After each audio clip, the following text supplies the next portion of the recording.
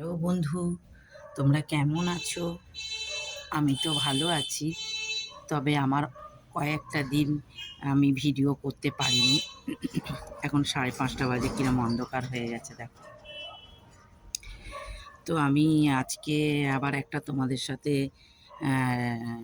Video share করব, মানে একটা কি আর বলবো, রান্না ঠিক বলাও চলে না, তাও রান্নাও বলা চলে, খাবার জিনিস। আর সেটা আমি তোমাদের বানিয়ে দেখাবো। তো আমি কয়েকদিন আগে একটা পিঠে বানিয়ে দেখিয়েছিলাম তোমাদের, নারকেল পিঠে। তো তারপরে আমি খাওয়ার পরে একটু শরীরটা ঠিক ছিল না, নারকেল জিনিসটা তো জানো খুবই খারাপ, ভালো লাগলে কি হবে। তো আজকে আমি সেই নারকেল দিয়েই আরেকটা পিঠে বানাবো, যেটাকে বলে দুধ পুলি। তো সেইটা আজকে তোমাদের সাথে বানিয়ে তোমাদের সঙ্গে শেয়ার করব। তো চলো, এখন তো সন্ধে হয়ে গেছে, সন্ধে টন্ধে দেওয়া হয়ে গেছে। এইবার আমি নারকেল দেখো ফাটিয়ে রেখে দিয়েছি। এই দেখো, একটা নারকেল আমি ফাটিয়ে রেখে দিয়েছি, এবার এটাকে করে বানাবো। তো চলো, এখানে আমার পিঠেগুলো বানানো হয়ে গেছে, মানে তৈরি করেছি, এখনো এগুলোকে দুধে সিদ্ধ করা হয়নি। আর এইখানে দেখো আমি কড়ার মধ্যে করছি, না যাতে জিনিসটা খেলি হয়। হাঁড়ির মধ্যে আমি করি না, অনেকে করে। যাই হোক, কড়াতেই করছি। তা কড়ার মধ্যে দুধটা দিয়ে দিয়েছি, এখনো দুধটা ফুটুক, তারপর আমি দেখাচ্ছি। দেখো এই দুধটা ফুটতে শুরু করে দিয়েছে। এইবার এই ফুটছে যেভাবে দুধটা, এর মধ্যে আমি একটা একটা করে এবার পিঠেগুলো ছেড়ে দেবো, দিয়ে একটু আস্তে করে দেবো এখন, দিয়ে এবার একটা একটা করে পিঠেগুলো ছেড়ে দেবো। এরকম করে প্রত্যেকটা পিঠে একটু করে কটা ছাড়বো, দিয়ে আবার উল্টে দিয়ে আবার কিছুটা ছাড়বো। চলো তাহলে এগুলো ছাড়তে থাকি, তারপর আবার আসছি। দেখো আমার দুধের পিঠেটা হয়ে গেছে, তবে আমি এখনো এর মধ্যে গুড় দিইনি। তো গুড়টা আমি পরে দেব, সবে এটা শেষ করেছি।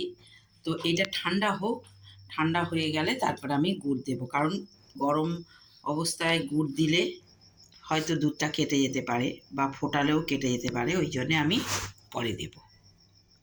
আমি এর মধ্যে একটু ক্ষীর ছড়িয়ে দিচ্ছি। এই ক্ষীরটা আমি আগে দিইনি, আমি নামিয়ে দিয়ে এই ক্ষীরটা দিচ্ছি। দিলে বেশ টেস্ট লাগবে, দুধটা আরও ঘন হয়ে যাবে। একটু ডেলা মতন আছে, তো এটা গলে যাবে গরমে।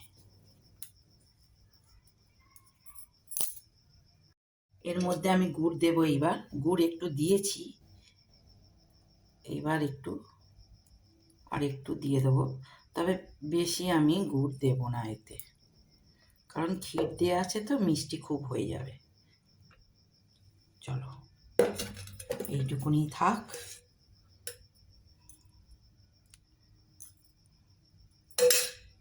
দেখো আমার এই পিঠেটা হয়ে গেছে, এবার আমি একটা একটা করে এর মধ্যে তুলে নেব।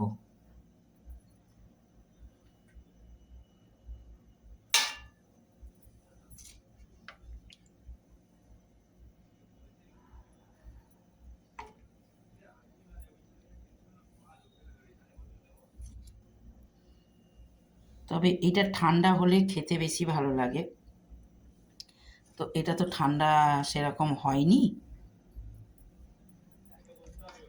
এখন আরেকটু ঠান্ডা হলে এটা ভালো হতো। দেখো আমার এইটা তোলা হয়ে গেছে, এইটা আমারই খাবার, আমার এইটাই রাত্রিরে আজকে ডিনার হবে। তো আমার এই পিঠেটা দুধের পিঠেটা কীরকম হয়েছে তোমরা কমেন্ট করে বলো।